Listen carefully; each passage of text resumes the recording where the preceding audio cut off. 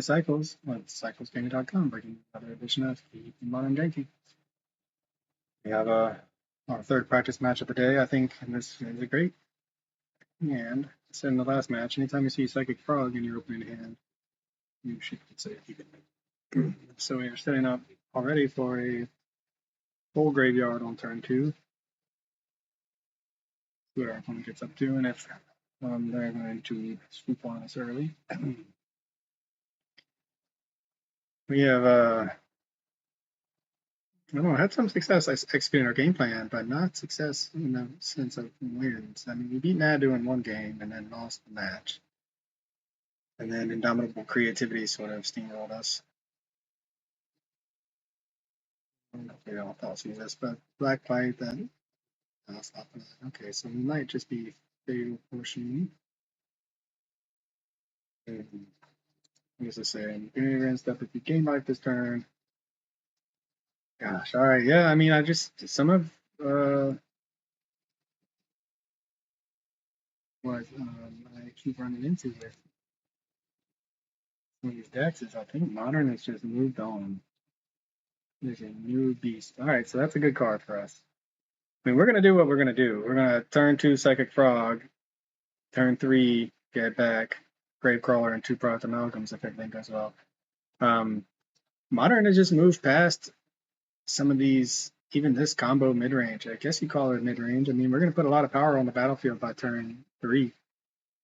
And it's almost, maybe it's in a direction that should make me happier because it's definitely not as fast and combo-y, but you get these go-wide strategies of the new this deck, for instance, creatures with just blocks of text under them. All right, opponent. Let's see what you got. So we do have this one fatal push to try to hold down the fort against something like a John.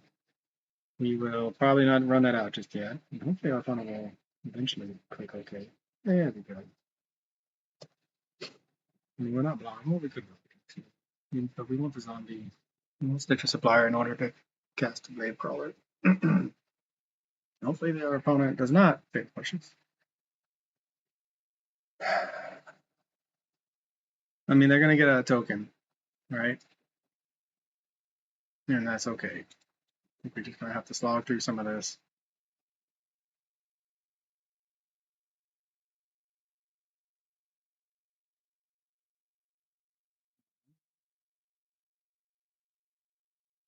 Gain some life, do some triggering.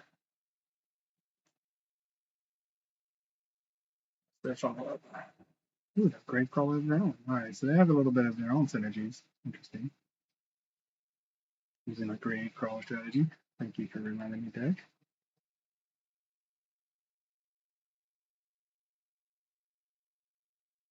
I feel like play draw here is making a big difference. They had a huge turn 2. Our turn 2 is going to be slightly less big.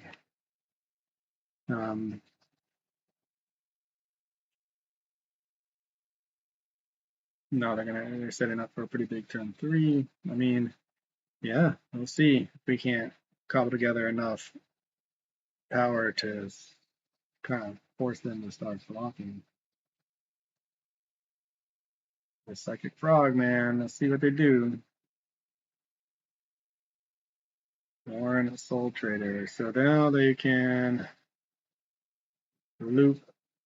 They're going to pay a life, sacrifice another creature, create a treasure token. They're going to gain a life when that enters. So then they pay a life, sacrifice this, get a treasure token, and they gain infinite life. I think that's how it works.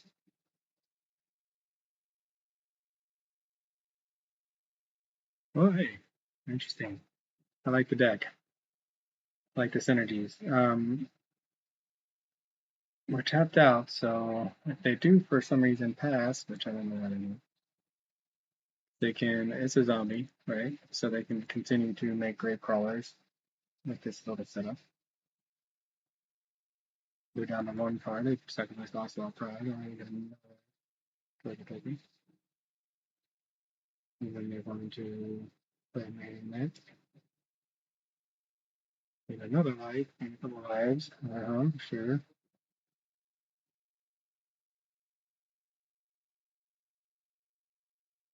I mean, at this point, I think they could have just now they can so now they can burn us out.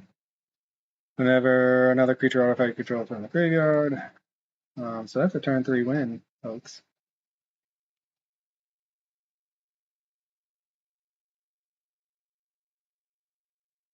Turn 3, man. Whew. I mean, that's what I'm talking about, right? Our turn 3, if we had been on the play, right, we would have had a nice turn 2 that would have seen a lot of power on the battlefield. It may have been enough to have untap with a. This is why you play an endurance, but I don't even know if that's good. It may have been enough to have to be able to untap with a fatal push up. What do we want to do? And Damping Sphere slows us down, so I don't even know. And they're playing Mardu. What are the chances they're going to bring in? I think we don't want to do too much.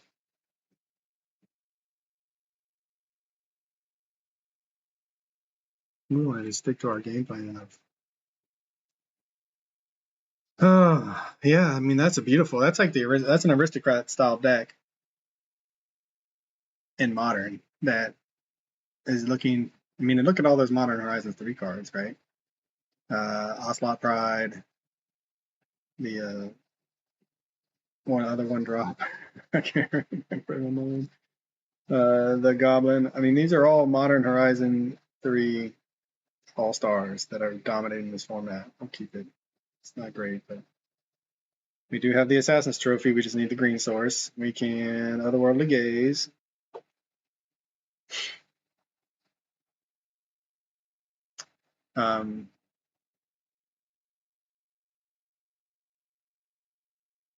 Yeah, that's a sweet looking deck. I like it. I like the combo nature of it. I wonder.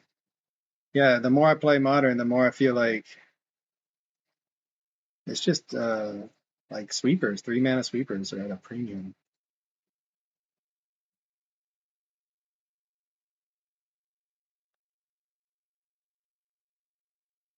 And they may bring in Rest in Peace. They may not have any graveyard hate. Who cares? You want on turn 3. We need the graveyard hate. We have 2 removal spells and a way to fill a graveyard with not the greatest.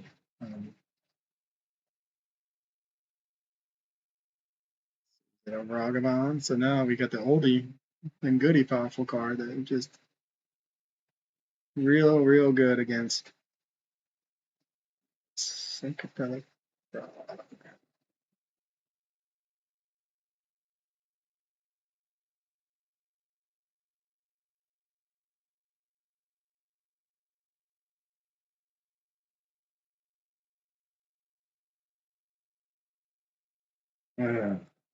We got to play defense. So this is the power of the frog, or of the Vengevine. So you have a deck that just synergized and comboed off with pretty sure all Modern Horizon 3 cards.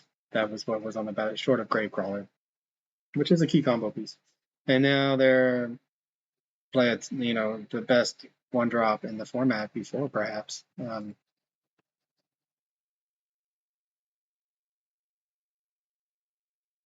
Before Modern Horizon 3. I don't even know if Vengevine counts as the best one drop in the format anymore. It is very good still. Well, Fatal push that. They'll die.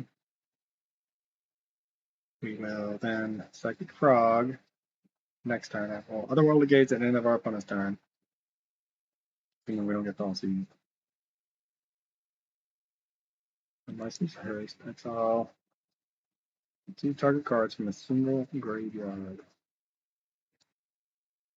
Pretty good.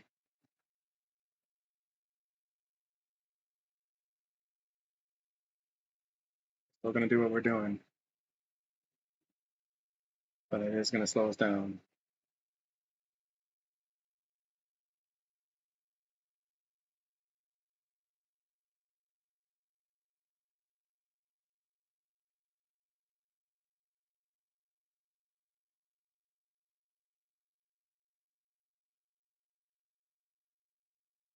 We're going to into the graveyard. We're going to end up shuffling it away if we draw land. So I think you're going to want land.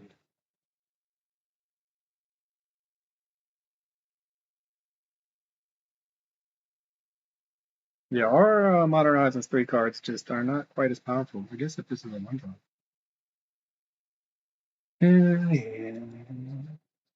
Instant. What you got? An exile? Right. So we can Assassin's Trophy and then ramp them and not have any more removal, which is really bad for us.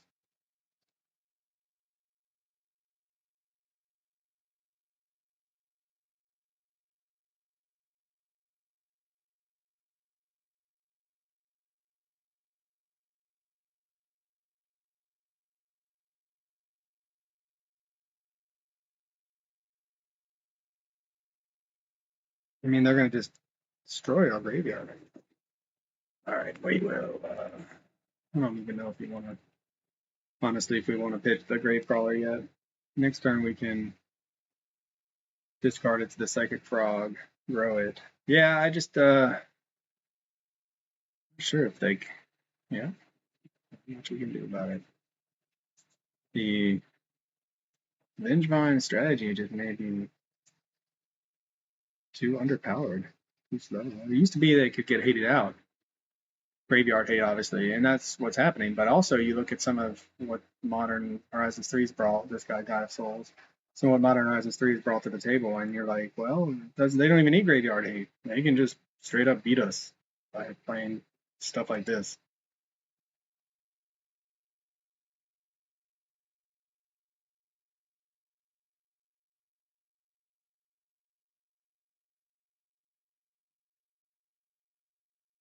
And Static Prison.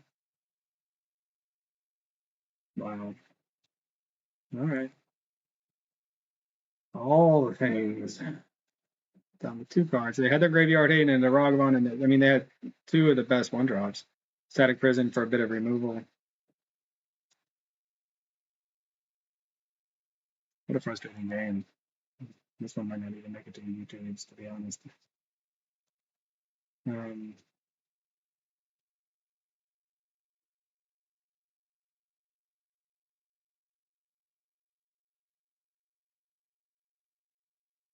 I mean, there's not even anything else in the graveyard for them. All right, well, we will. Honestly, just probably scoop it up. We just have no good options. I mean, we can Assassin's Trophy this to get the Frog back, which is one of our better cards, but then they can continue to eat our graveyard with this. And that's not a good option for us either, so I think we end up passing and doing nothing. Maybe we'll pay a play one Gravecrawler, commit something to the board in the secondary phase. Uh-huh. 2-1 that can't block.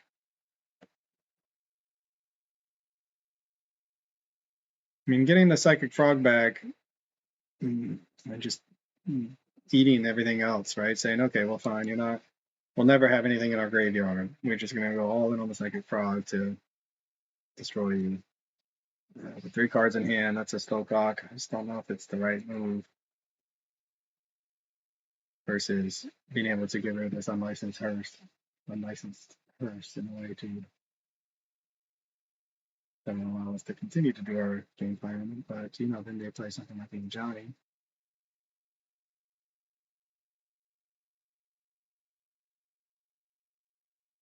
And then you have the life gain on top of energy, so you're gaining these. Yeah, I hate energy. I've always hated energy, and the life gain is great. The energy is just a resource that your opponent doesn't have unless they're playing energy, and it's a resource that your opponent can't interact with unless they're playing what Solemnity. So you're looking at not only is the opponent's deck just playing all these great creatures full of text, right? Just so much text,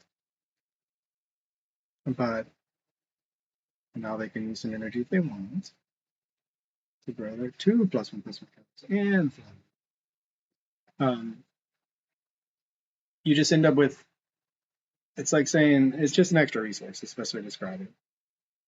It's an extra resource that does things with cards that are already pushed. I mean, even back in the day with the first round of energy, the cards weren't super pushed, but they were still powerful enough just because of the extra resource that came with energy. And now we have cards that are super pushed. I mean, this is a super pushed card.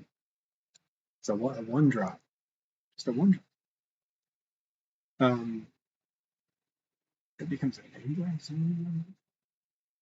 No, what a weird, what a weird card. The Eighth Mage is too.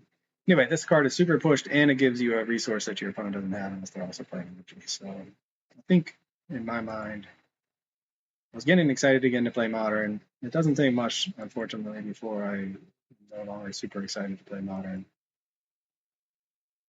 I don't even know what's happening anymore, really. Just gonna get a Vengevine. Yeah, this is some sweet combos right there. No, what we're gonna do, we're gonna Assassin's Trophy this unlicensed hearse. Unlicensed hearse. I mean, they're still going. This was turn 4. So they beat us on turn 3 last game with a combo. In this game, man, I mean, this is the deck I should be playing on. But then it wouldn't be janky, would it? That's like $500. I don't even know what is happening.